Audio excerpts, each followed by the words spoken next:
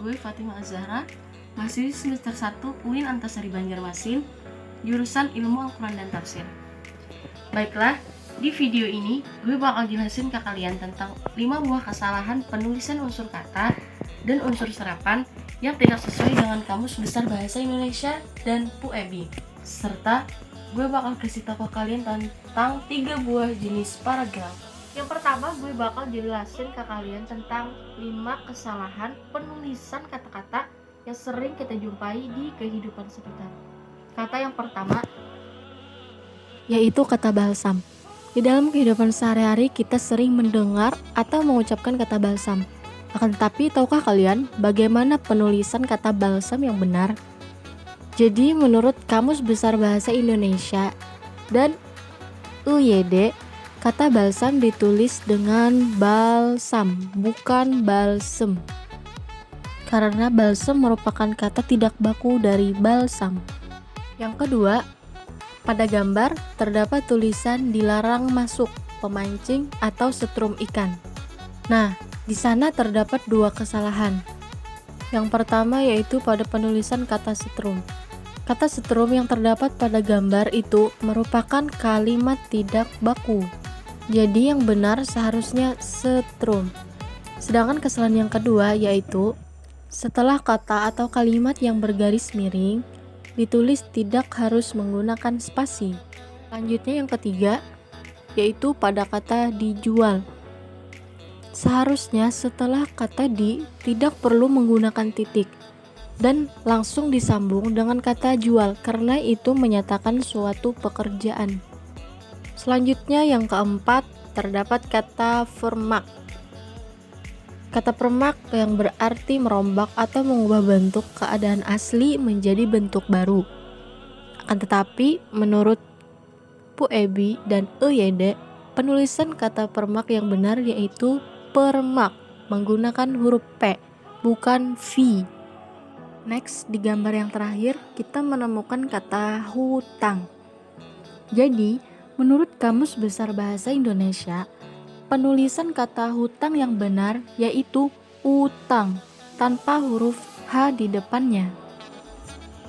Nah, sekarang kalian sudah tahu kan bagaimana seharusnya penulisan yang benar menurut kaidah Kamus Besar Bahasa Indonesia dan PUEB.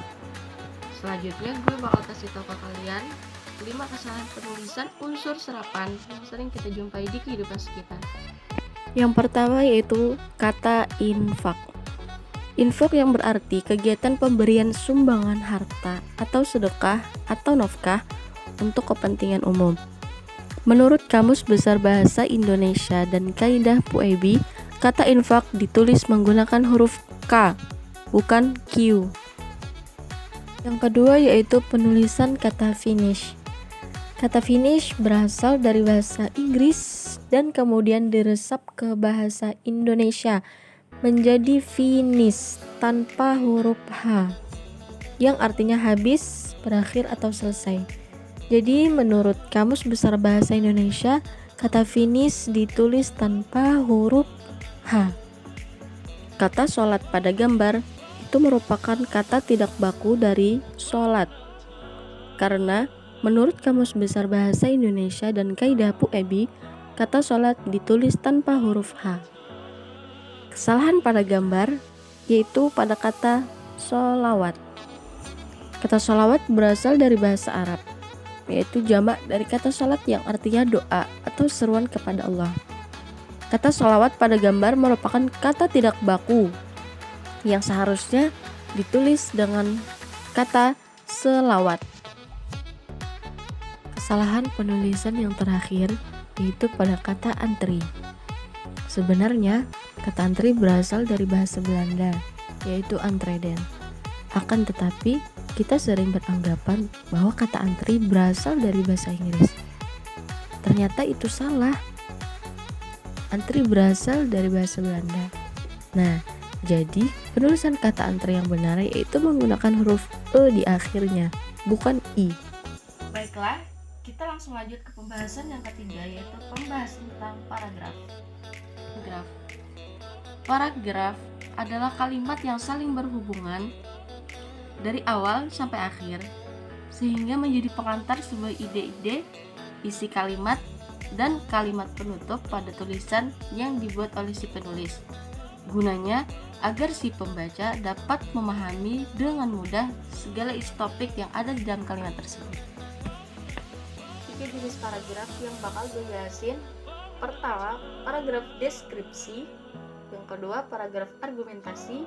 Dan yang ketiga, paragraf narasi. Paragraf deskripsi. Paragraf ini adalah suatu kalimat yang memaparkan isi gambaran pada suatu keadaan atau sebuah peristiwa berbentuk tulisan sehingga pembaca seolah-olah dapat melihat, mendengar, dan merasakan pengalaman tersebut. Contoh paragraf deskripsi. Yang kedua yaitu paragraf argumentasi. Paragraf ini yaitu suatu paragraf di mana isinya dapat meyakinkan si pembaca sehingga memperoleh dan menerima gagasan dalam sebuah karya yang ditulis oleh penulis. Contoh paragraf argumentasi. Yang ketiga yaitu paragraf narasi. Di paragraf ini, si penulis menceritakan suatu peristiwa atau sebuah masalah sehingga si pembaca menjadi benar-benar terhibur atau terharu oleh karya oleh si penulis. Contoh paragraf narasi. Pesannya, gunakan bahasa Indonesia yang baik dan benar dalam kehidupan sehari-hari. Oke, demikian penjelasan ringkas dari saya.